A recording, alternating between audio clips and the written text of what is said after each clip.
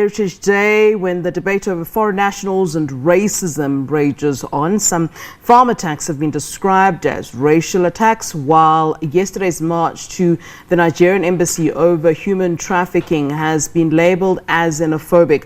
For more on how to champion social cohesion despite our diverse cultures, customs and traditions, we are joined live via Skype by Prince Africa Zulu of the Royal Onkweni House. Zulu has been spearheading a series of social cohesion initiatives over the years. A very good afternoon to you, Prince, and thank you so very much for availing yourself to SABC News as always. Thank you very much. Good afternoon, Flo. Thank you for having me on your program today. Now, you know, I wonder, is it possible to foster a social cohesion? You've been very much involved in that.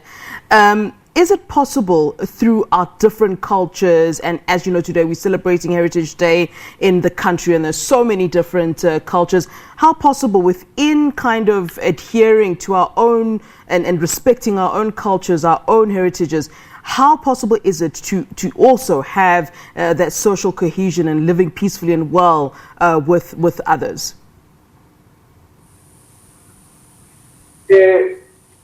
My sister, it is very possible. Actually, it is something that we as Africans have always been fine and been easy to engage on.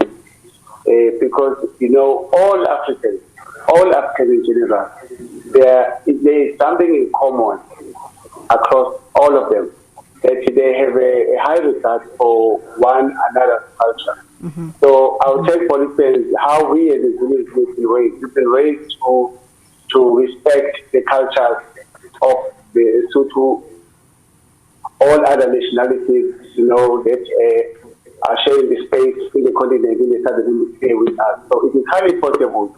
We are not people who are really not kind to living with other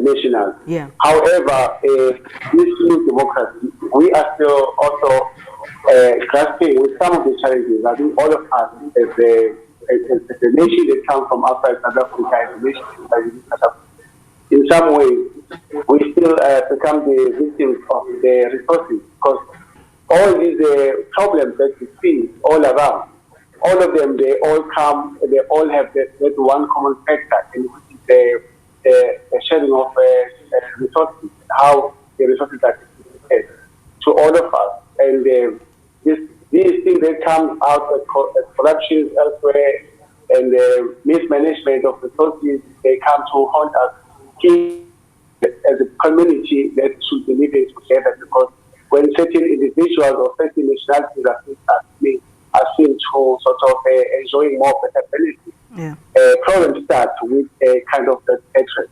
But we are quite capable to live in harmony as Africans, because we don't know any better than that. Yeah. Prince Zulu, talk to us about the work that you're involved in and the work that you're doing in highlighting issues around social cohesion. You know, interestingly, you talk about South Africans and that we really do welcome different people, but South Africans are, you know, often criticized of being xenophobic. You seem to disagree with that, don't you? South Africans are not xenophobic at all.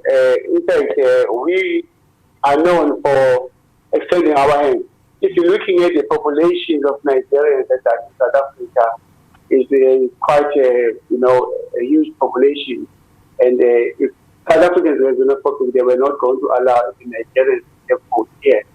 I think you'll also agree that there are so many Kenyans, there are so many Malawians that are here. In fact, we as South Africa, we have actually come to an understanding that we are like a capital of South Africa. However, the problems that exist from sharing one space, we cannot undermine them. You will always find criminality among certain groups of people. There will be that minority of people that will actually decide to do something that is not in line with many. And I think we should be very careful that we do not judge the whole of these cultures or nationals that are here, just from the few actions, of the few rotten potatoes.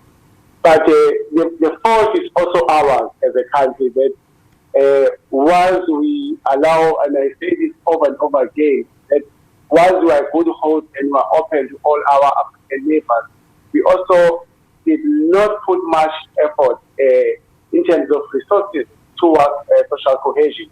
I take, for instance, the issue of the Afrikaners in the farms and the black communities, our Zulu black communities at the Newcastle.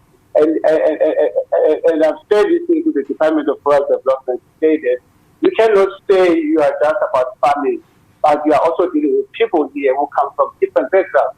Dealing with people who have got the African culture, a different way of doing things, a different way of thinking.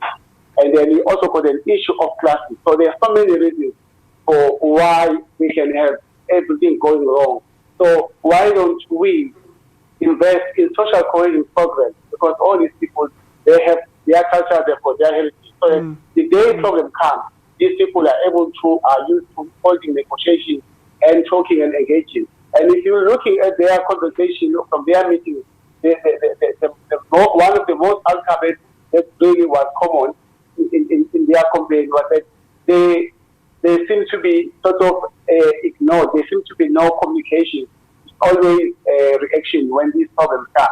And it has become sort of like one of those problems that our own officials don't seem to understand the importance of social cohesion, that you cannot separate it from any kind of program that you do. And it's time that even people like Auditor General understand that they should actually understand social cohesion on all these programs in South Africa, all these departments. There should be one way or the other of making sure that there must be a way of encouraging and making sure that people are living in harmony and so that we are able to reach our goals as a country and become a prosperous nation.